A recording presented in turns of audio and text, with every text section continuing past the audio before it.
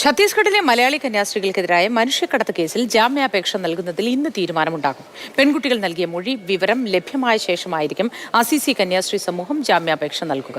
കേരളത്തിൽ നിന്നുള്ള BJP പ്രതിനിധി സംഘവും കോൺഗ്രസ് MPമാരുടെ സംഘവും ഛത്തീസ്ഗഡിൽ എത്തിയിട്ടുണ്ട്. കന്യാസ്ത്രീമാരുടെ മോചനം ഉറപ്പാക്കാൻ ഇന്നു തന്നെ കോടതിയിൽ ജാമ്യ ഹർജി നൽകാൻ വേണ്ടിയിട്ടുള്ള നീക്കങ്ങളിലേക്ക് അസിസി സിസ്റ്റർമാരുടെ സമൂഹം നീങ്ങുന്നുണ്ട്. പക്ഷേ അത് ഈ 3 പെൺകുട്ടികളുടെയും മൊഴി കൃത്യമായി പരിശോധിച്ച ശേഷമായിരിക്കും.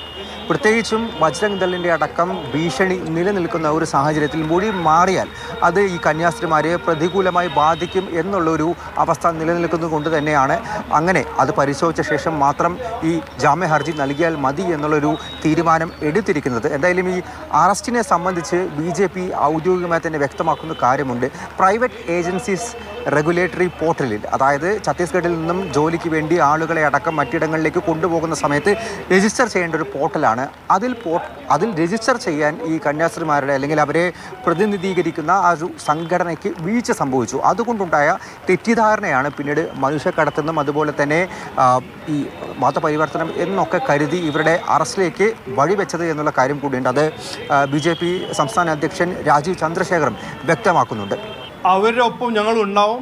അവർക്ക് നീതി നൽകണ വരെ BJP കേരളത്തിൻ്റെ ജനറൽ സെക്രട്ടറിയും വേണമെങ്കിൽ ഞാനും അവിടെ പോയി ഇരുന്ന് അവർക്ക് വേണ്ട സഹായവും വേണ്ട സപ്പോർട്ടും ഞങ്ങൾ കൊടുക്കും.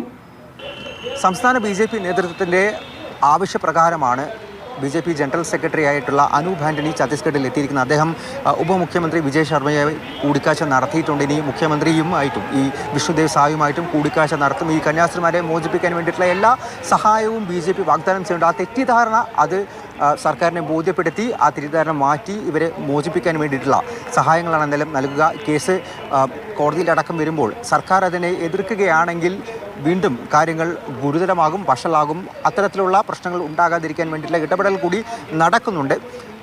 കോൺഗ്രസിൻ്റെയും എംപിമാരുടെ ഒരു സംഘം തന്നെ ദുർഗിലെത്തിയിരുന്നു. അവരും ഈ കന്യാസ്ത്രീമാരെ നേരിട്ട് കാണാനും അതുപോലെ തന്നെ അവിടെ ഉണ്ടായ സംഭവങ്ങൾ എന്താണെന്നുള്ള ആ ഒരു സാഹചര്യങ്ങളും സ്ഥിതിഗതികളും നേരിട്ട് വിലയിരുത്തുക, മനസ്സിലാക്കുക എന്നുള്ളൊരു കാര്യം കൂടിയുണ്ട്. കൂടുതൽ ആളുകളുമായി കണ്ട് സംസാരിക്കുക.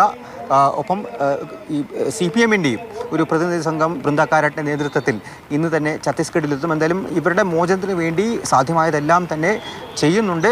ഇന്ന് തന്നെ ജാമ്യ ഹർജി കോടതിയിൽ സമർപ്പിക്കാനും സാധ്യത വളരെ കൂടുതലാണ്.